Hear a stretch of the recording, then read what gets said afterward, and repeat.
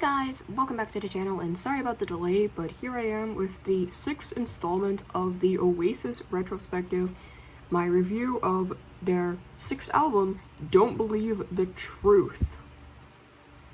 Now, I do think this is a pretty funny title, honestly, just like, I'm not really sure how to come at this. This title, it just feels like fake news, everybody! But again, this album was quite good, but also very safe. Want to get that out of the way. When it comes to Oasis albums, we came off the surprisingly good Heathen Chemistry. We're coming off an album that I think is very underrated, going on to an album that I think is very overrated. I'll do a look at the CD itself. I don't have the disc in here. This actually has a bonus disc of live material on it. But if you want to look at the packaging for this, I do have the physical copy, so here you go.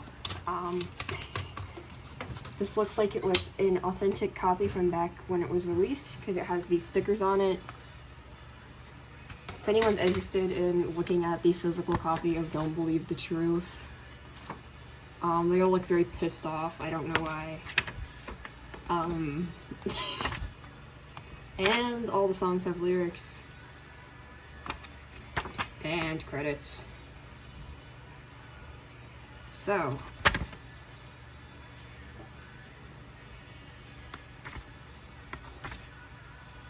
Has credits here, and just this and another photo. So if you want to see the physical thing, here it is.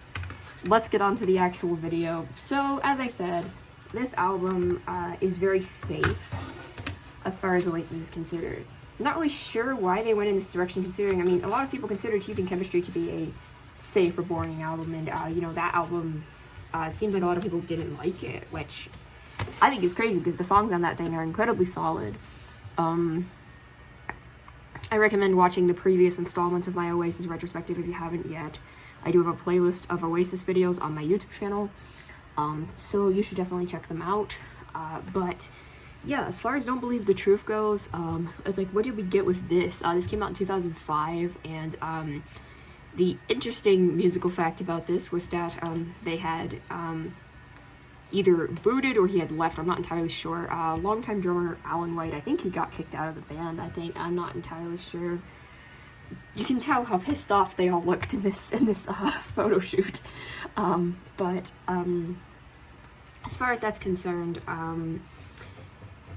this band now was a foursome consisting of Nolan Liam Gallagher as well as Jim Archer and Andy Bell. But they brought on Zach Starkey, who is Ringo Starr's son, as an auxiliary member to play drums for the album, and that's definitely something that is interesting. I wasn't really noticing it as much on this album as I was on the next album, which we'll get to, but I feel like, it's good. It just wasn't screaming Beatles to me, which is actually kind of funny, because the last album felt very Beatlesque. It took a lot of influences from, there were songs where I'm just like, it felt like a pastiche. It didn't feel original, where I was like, this is just Rubber Soul, or this is just Magical Mystery Tour. And the thing about that is that, to me, it felt like Heathen Chemistry, which is an album I gave a very high score to, an 88, was an album that felt like a worse version of some of the Beatles' best material. And this album just feels like a worse version of itself. Like, it's something about it just feels discounted, or it just feels like a worse version of Heathen Chemistry in a sense. It continues the trend of having multiple members write the songs, which kind of paid off, kind of didn't really pay off that well in this case. And even the vocals on this album, just no hatred to Liam. I understand he's had issues with his voice due to illness. But yeah, on this album, it's definitely going for a softer sound, and I'm not as into that. I'm not sure if the soft sound is there to mask some of the vocal issues or what's really going on with this, but honestly, Noel Gallagher not only had the best written songs on the album, he also had the best sung songs on the album. I think the top 3 songs on this album were all written and primarily sung by Noel Gallagher, and honestly, Noel Gallagher is obviously the strongest songwriter in the group. He started out being the only songwriter in the group. Jim and Andy weren't even in the group originally, but seeing, him being the strongest vocalist in the group is not something that I'm used to seeing. He always did really well as complimentary or backing vocals, but he's actually going to in his own as a vocalist here, which is good because he was going to have to hold his weight with solo material. So as far as this goes, it's not bad. And like I said, Liam on this seems to be struggling a bit more vocally, especially when you look at the live things of this. And like I said, as far as the songs pay off, I mean, Andy Bell, who's the bassist, wrote Turn Up the Sun as the opener, which I felt really weird to have your bass player who doesn't primarily write songs write the opener to your album, but it actually paid off pretty well. I think Turn Up the Sun is quite catchy. It's got a traditional Oasis feel. This album integrates some more piano, and honestly, that's really the only interesting thing about it musically. As for other songs that paid off here, I really like Love Like a Bomb, which is a cute little song. It's got a nice acoustic vibe to it. Liam sounds pretty good on it, and it's just got a really pleasant melody. That's from Liam Gallagher and Jim Archer. They wrote that together. I don't really know. You can definitely tell it's got that more amateurish kind of vibe to it. But I think it paid off decently. Then we have a couple other songs that Liam wrote for this, which is The Meaning of Soul, which is one of the shortest Oasis songs besides Quick Peep and All Around the World Reprise. Those don't count.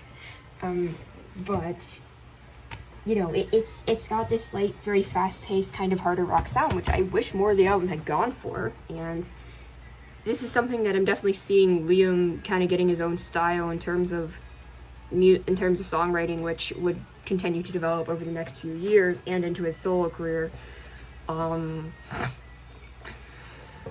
I definitely see this, and it's a cute song. I think it's decent. Guess God Thinks I'm Able is another one. This is kind of a slow acoustic song. It's not amazing. Like I said, the vocals on it, they're fine. I'm not really opposed to them. And you've got Keep the Dream Alive, which is another one that I believe Andy Bell wrote. It's just... It's fine. It just feels very mediocre. And A Bell Will Ring, which is another one Jim Archer wrote. And these are this is a song which just feels extremely boring musically derivative. It's not the worst Oasis song, but it's not great.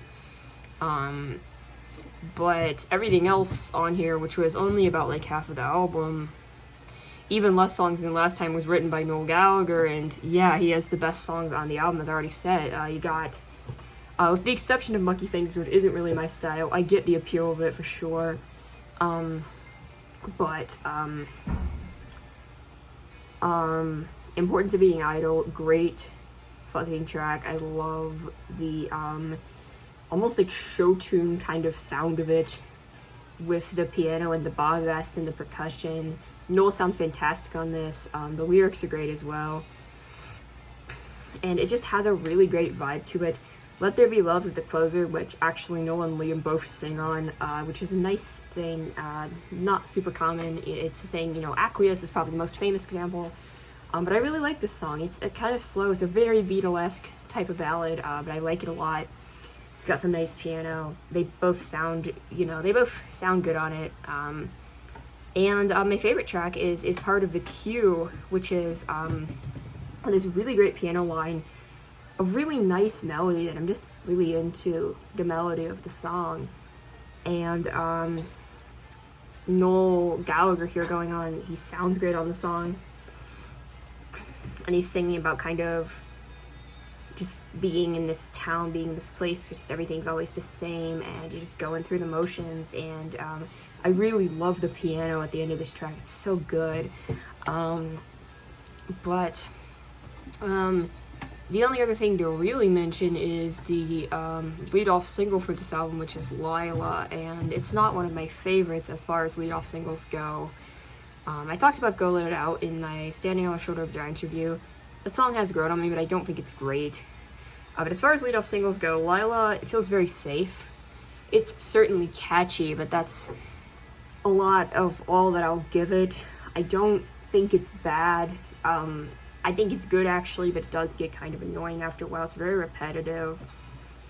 And it's a song that I just personally never really cared for that much. But yeah, as far as this goes, I'm thinking I scored it out and I've got an 81 out of 100, which is still a good score. But it is the second lowest score I've given an Oasis album so far, so we'll see if Dig Out Your Soul, which is their last record, will be any better. I'll see you all next time for that. So if you liked the video, click like, subscribe to the channel, and comment your favorite song from Don't Believe the Truth. Thanks for watching. Bye.